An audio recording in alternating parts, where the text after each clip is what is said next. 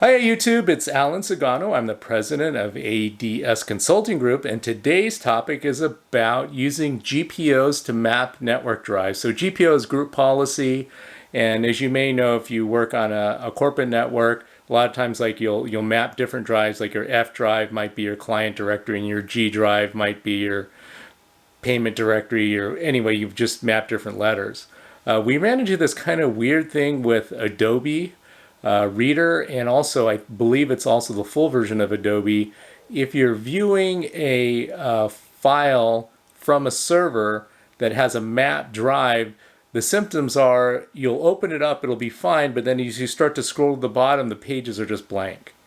And the other way you can tell that this happens is you can try copying the PDF to your local drive, open it up, it works fine, but if you pull it out from the network drive, it blows up and just gets blank at the bottom. So a potential fix for this may be to use a GPO to map a drive. That's number one. And on the action that you're using to map the drive, use update, not replace. So when you drill down to the GPO that maps a drive, make sure you use update, not replace, and then try to see if you can open up the PDFs. And for some reason, I'm sure it's something to do with the way Adobe works and pulling it from a remote thing. And it seems to affect more earlier versions of Acrobat. And but anyway, it might be a potential fix. It's just kind of a super annoying thing that we're seeing. So and the symptoms are if you pull